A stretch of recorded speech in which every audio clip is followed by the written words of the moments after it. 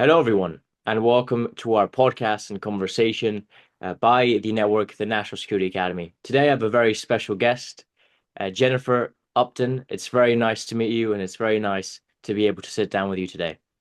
Oh, thanks for inviting me on. I'm really honored, not least because you've called me special.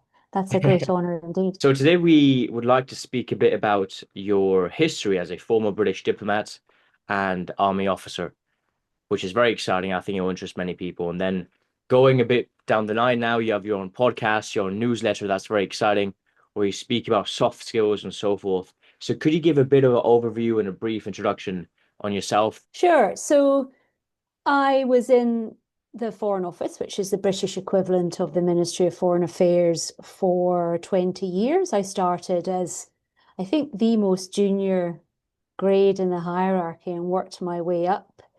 I've had a couple of really fascinating posts in Pakistan and in Egypt during the Arab Spring, and in Portugal, which was a lovely counterbalance to the security situation and the high profile of the other two postings. And I finished my career in the Foreign Office in sanctions. And so when I joined the sanctions team, nobody was all that interested in sanctions. And then, Russia, Ukraine happened, and then the entire world was interested in sanctions. So I had that really interesting um, evolution where people would say, "Oh, you're a diplomat. What do you do?" And you'd say, "Oh, I work in sanctions," and their eyes would glaze over. And then fast forward 5 years, they'd be like, "Oh, really? That's super interesting." So I parlayed my sanctions experience. So I kind of designed the UK's sanctions policy post-Brexit, parlayed that into role in management consulting as a sanctions subject matter expert, and spent about 18 months in the private sector, and then decided, you know what, I think there's a big challenge ahead of me. So I set up on my own. So my business is called How to Diplomat, and it's all around focusing on teaching and coaching human skills, soft skills, which I think we'll probably talk about a little bit more, bringing those skills that diplomats do with their eyes closed, convening people, building relationships, building networks, negotiating, influencing, persuading, bringing those skills into the private sector, which at the time I felt was lacking. And so my podcast interviews diplomats, mostly former diplomats, and gets their sense of the kind of skills that they learned, often more by accident than design. Hmm. And what are those skills that they're bringing to the private sector and how that's working out, and the kind of transferable skills they want to pass on. That's very interesting. And from what I've seen when you were young and so forth, you studied languages, right, for in your Yes. university career. So that's interesting. I would like to know more about that choice, why you went down that path, and how that led you to service and to public life.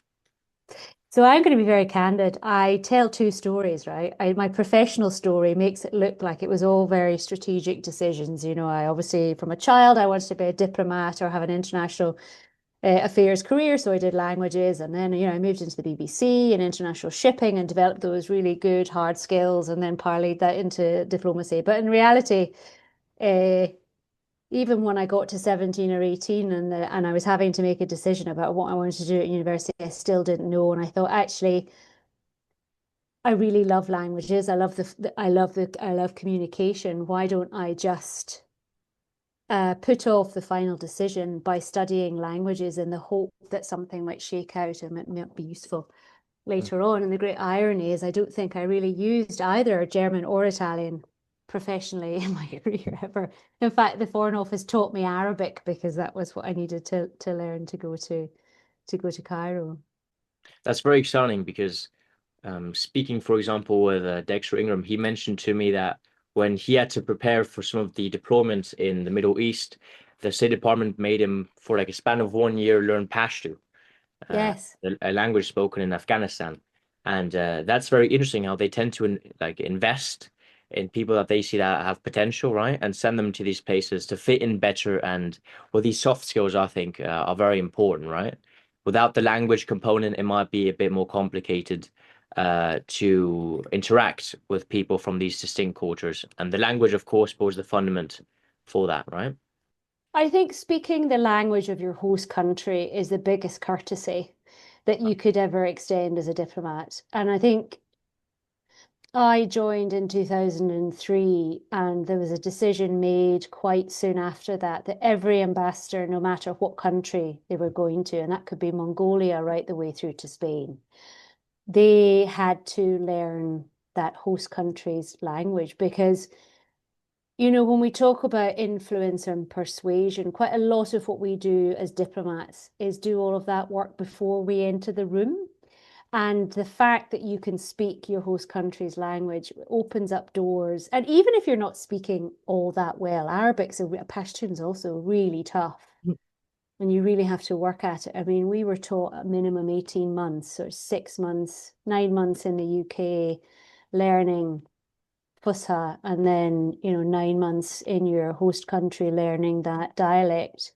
You're still not amazing, but the amount of goodwill that offers you if you can say a few words in your host country's language is amazing.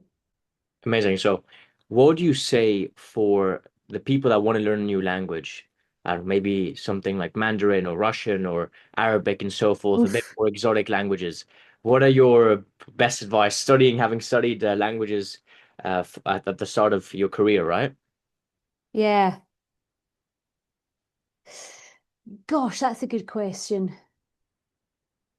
I would say you need to understand. So everyone can learn a language, right? First of all, I will absolutely not support anyone who says, "Oh, I'm just not a gifted Right. linguist." If you can speak your mother tongue, you can speak another language, full stop. However, I felt certain languages were easier for me than others. So I found Italian, for example, and French and Spanish easier to learn than the more structured languages like German or Arabic. Conversely, I was in my Arabic language class, and I had two colleagues who were very structured thinkers, quite mathematical in their thinking.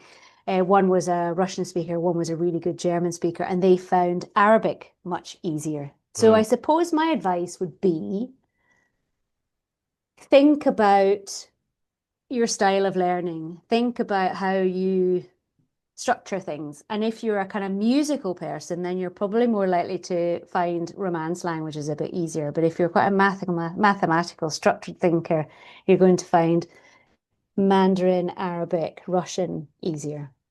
I don't think it really matters what language you learn because it's all about that muscle in your brain. yeah. The more you learn, the more it's easier to learn other languages. So I don't think it really matters which one you learn first.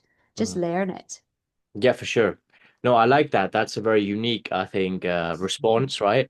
Because many people, me included, would say something like immerse immerse oneself in the language, right, in the culture as much as one can. That tends to be quite helpful as well. But I never thought of that. But that definitely it seems like it would make sense. The other thing I found is really good for helping you learn a language is speaking to a person from that country whose English isn't amazing Right. because or your native language because they will construct English the same way their mother tongue is constructed. That makes You know what I sense. mean? Yes. So a German person might say, I went in order to buy oranges to the shop. Do you know, or I go to do you know what I mean? They deconstruct what you would naturally assume as the English structure and put in their own structure. And so you learn an awful lot about how their mother tongue is constructed by the way they speak English. That makes sense. So then, if we go from that to you starting off within your diplomatic roles, or let's just say public life in general, foreign affairs and so forth, Yeah. how did you make that choice? What led you to go into that? I think that would interest people to know. Yeah. So my dad kept saying, I think you'd be great in government in the Foreign Office.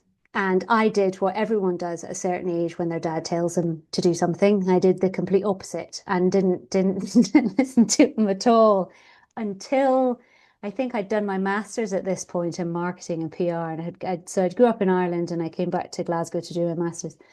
And I worked for an international shipping company as a kind of chief of staff for the CEO. And I was starting to do a lot of traveling between the international offices in India and Indonesia and Hong Kong. I was really loving it. And the CEO could tell, and he says, "Do you know what? I think you'd really like the Foreign Office." And because it was someone else who wasn't my parents telling me, I was like, "Oh, well, I might just do that then." So that was it. I loved traveling and I loved meeting new people and I loved just the intoxication of being in a completely different world. Of course, and for the people that, let's say, are American viewers from the United States, as an example, right? And for them, I guess to give a bit more context, the office you're speaking about, so the Foreign and Commonwealth Development Office, as it's called Yeah, now, right? They added the word yeah, development. yeah, That's like the State Department or Foreign Ministry of some sort, right? yeah. Uh, Here in the US. And so, So we merged. So you've got USAID, right, as was. And we had the so Development Department for International Development, which we called DFID. And then mm, I want to say in 2019 or thereabouts, we merged and that was when development was added to the Foreign and Commonwealth Office's name title. mm. And so everyone told you, I guess, to join this office. But Yes, what if you wouldn't have gotten in because it's very competitive? So how was the yes. process to get in the first place? So I didn't rate myself. At the time, we had three different entry points. So we had fast stream, which is like the creme de la creme. That is the absolute top 1% of the country get in that way. And I didn't back myself to even try. So I then tried to get in the next level down, and that's where most graduates get in. I tried twice and didn't make it. And then, I think when those kind of failures hit you, you can go one of two ways, can't you? You can just go, oh, fine. I don't want to join your stupid department anyway. I'm going to have to do Right. something else. Or like me, you just the determination comes down. You're like, I am Exactly. not going to let you beat me. I've decided I'm going to go in and I'm going to do everything I can to get in. And so I decided to drop to the bottom level and I Mm, got in and then more or less worked my way up to the fast stream level in the same amount of time anyways, only a couple of years. So in the end, it didn't really matter. I was in. amazing. So for the people that I guess are new to this to the system, the way Yeah. you described it is basically you start off from the position you start off, right? And so many Yeah. people, the very competitive ones, start off with a high position more or less, right? Whilst the less competitive ones are where you start off low and then climb up, right? Yeah. Interesting. Yeah. I think the main message here is if this is what you really want to do, I would think about, so I guess a lot of aspiring diplomats coming to me and saying, how do I join diplomacy? And one of my first questions is like, why do you want to join? And actually, when we drill down, quite a lot of it, some of it is I want to represent my country and I want to be overseas and have impact through my country's lens, and they want to represent their government, and that's fine. Mhm. But actually, quite a lot of people, when you ask them, some of them, I just want to be overseas. I want to live overseas, or I want to work on international politics, or I want to work with people from other countries. And diplomacy isn't necessarily the answer to all of those motivations. So, one is if you really want to do it, don't give up. But two, also think more big picture about why you want to work in diplomacy. Is there another underlying avenue that you could progress, you could pursue at the same time if you don't get into State Department, wherever it is, your MFA in your host country? Are there other ways and means that you can work on international affairs or work with people from another country that doesn't necessarily mean that you're working in diplomacy? Does that make sense? That makes sense. Yes. So then you mentioned you were in places like Pakistan, Egypt, and Portugal, right? And Yes. after you worked on the Brexit, uh, Yes. but basically, yeah, well, what impacts in the end is the designations for the sanctions, right? Yeah. Very interesting stuff. So let's first start off from your time overseas in Pakistan, Egypt, or Portugal. Do you have Hmm. any story you could tell about your time there? Something that you think would be of interest to the audience? So when I went to Pakistan, I was the deputy head of the press and public affairs team. It was my first overseas posting, and I think I was over there on promotion. So I hadn't really been in that grade for very long, and it was 2007 or 8. And so you won't have experienced this. There was no social media. I think Facebook was kind of born and figuring out sort of what it wanted to be when it grew up. And that was it, right? And I got there, and a couple of months later, the Taliban blew up the Marriott Hotel, and kind of overnight, the security situation and how the UK government in particular, and the US government, viewed Pakistan as a kind of key priority partner. And so my work went from one, public affairs, which is kind of winning hearts and minds and building that bilateral relationship between the UK and Pakistan. So that was writing speeches for the ambassador and arranging nice things to do, through to my boss being quite significantly injured in the Marriott bomb and having to be medevaced back, and me being sort of double promoted into that role. And the role itself moving away from public affairs towards this new thing called strat comms and counter radicalization communication strategy. So London were like, you've got to write this strategy. And I would be like, well, that's fantastic. What is it? And they say, oh, you decide.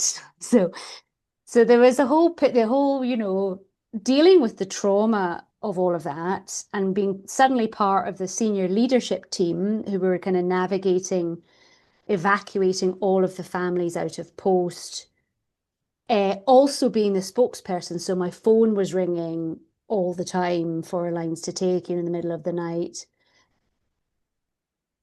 giving new strategic direction to my team, and then thinking about the traditional ways that we as a government engaged with the media was usually through TV and through newspapers, right?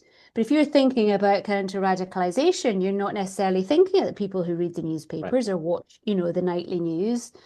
So there's a whole load of fun that we had thinking about our target audience, how they could, stuff that people do, without even thinking now. But this is back, as I say, when Facebook was just in bit. There's no such thing as Twitter or Insta or any of that stuff. So we actually kind of flipped it from being a very serious, stressful thing to actually one of the few times I think in my entire career where you kind of got to invent the script, which is scary if you're an institutionalized government person. You've got to kind of decide what the strategic direction is and how you're going to do it. So that's quite fun. So that's the story. Interesting. So does that have anything to do with uh, countering radicalization? I mean, you mentioned that, right? And of course, like in the US at least, since 9/11, of course, that increased in scale. Mm. And we've had some people even on as well where we had conversations on that. So did it have anything to do with that, or was it a bit more just communication with the public, so to say? I think there was a bit of everything. I think there was trying to understand how a young person, Mm. their evolution of thinking, that journey, how they could move from being a school kid to going across the border to Afghanistan and wanting to be trained up to be a jihadi or an insurgent, like, and then trying to figure out how we could disrupt that journey or that evolution before it was too late, and before the UK or the US or whoever became a target. So we all had our part to play there. So our part in Stratcoms was presenting a counter to the jihadi or the Taliban or the Al Qaeda messaging, right? This is their story, this is the counterpoint. And then another part of it was giving young people a platform and a voice. And remember, again, there was no YouTube, there was no Insta, there was no Twitter, there was no nothing. So very often, uh, what can radicalize is that feeling that you're not being heard and that you don't recognize yourself in your leaders. You don't recognize the pain that you're feeling and what your leaders are talking about. So you don't feel represented and you don't feel that you've got a voice and you don't feel heard. So there was a bit of work around that, I think. So it was the overall communications piece, which was part of a bigger government Mhm. strategy. And because I guess you worked for uh, the UK, the United Kingdom, right? Which has a long history as well in various different countries. That's why you still have even the name Commonwealth, right? And Mm. it's always been, let's just say, the United Kingdom has always been very influential on the world map, right?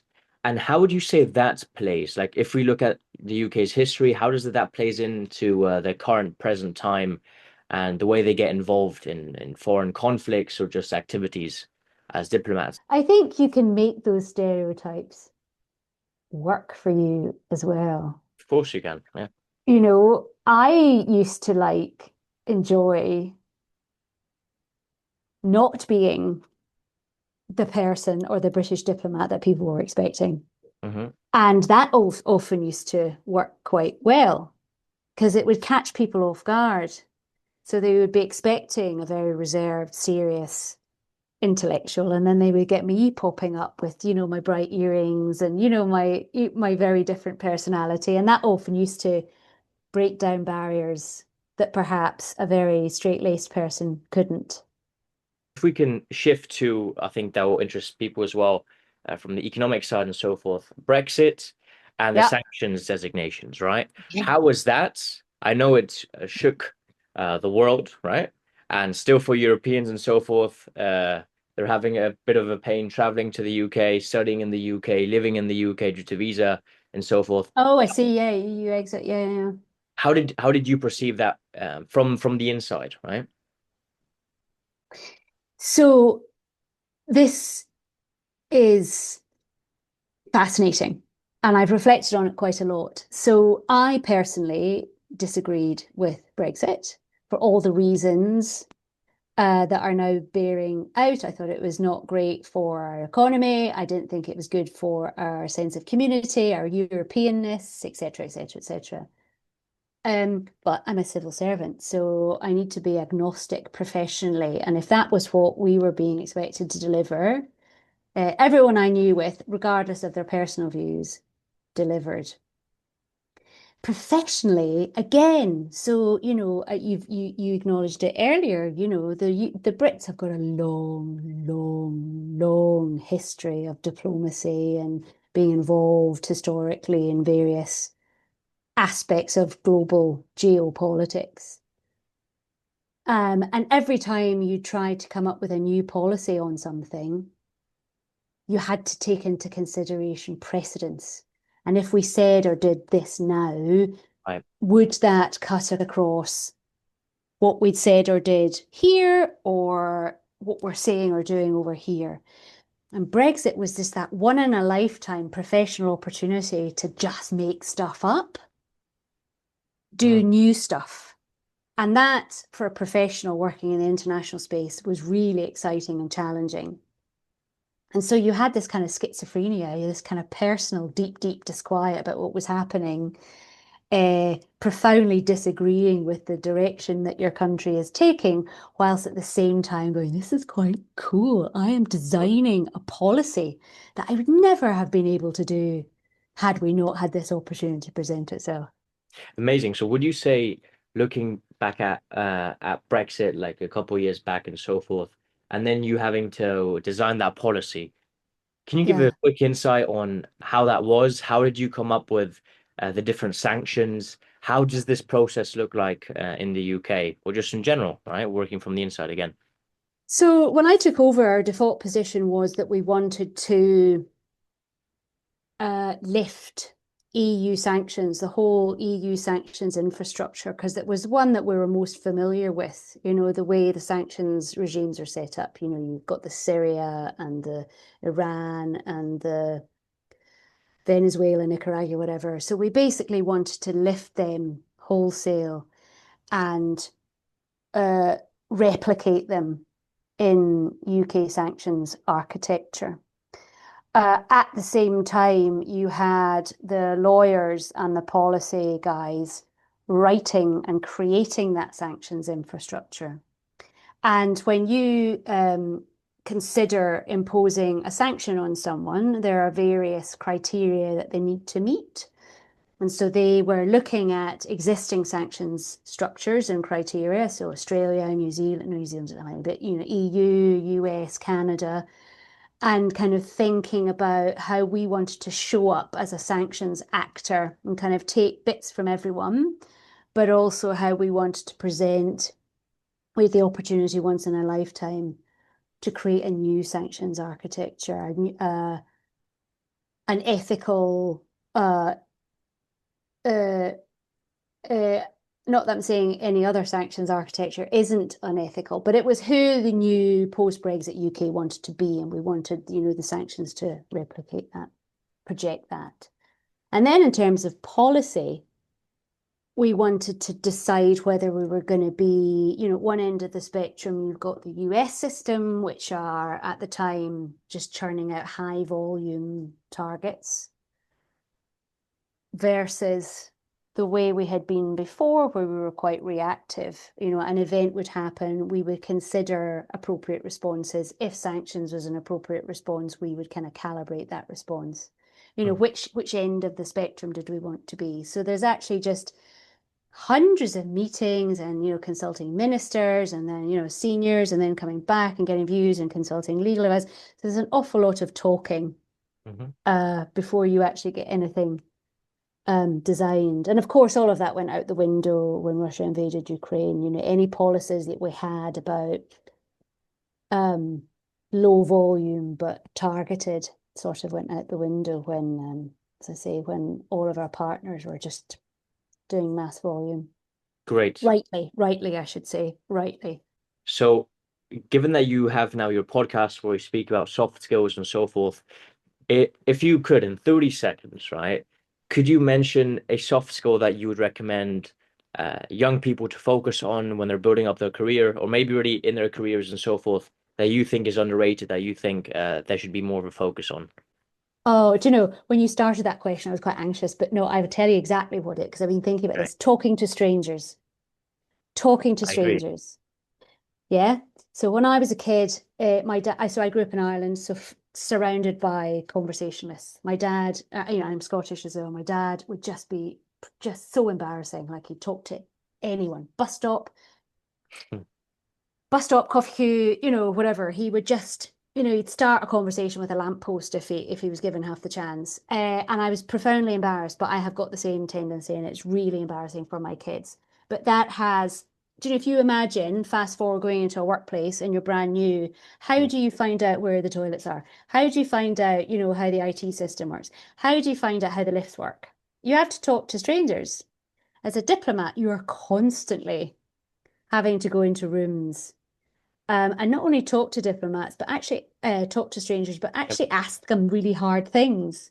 And so, unless you're really comfortable with building rapport quickly and finding some sort of common humanity, then you're stuffed. So I would talk to strangers. I would talk to people rather than, sitting at the bus stop on your phone or being in the coffee queue or, I don't know, being in your hospital waiting room. Mhm. Talk to someone, Yes. anyone, about Yes. anything. And especially, I think in our current time, right, our current age, that is even more valuable than ever before, right? Not many people do it, and you can be, I guess, a spark to something great as people feel uncomfortable doing it, and you can be that light. So I thank you very much for this great conversation. We should Oh, definitely stay in thanks, touch, Cassian. That and was lovely. I really enjoyed that. also recommend her newsletter and her podcast. Yep. If I remember How to correctly, diplomat. yeah, How to Diplomat, right? Yep. Very interesting. I think it'll be a great resource. So thank you very much. Thanks, Cassian.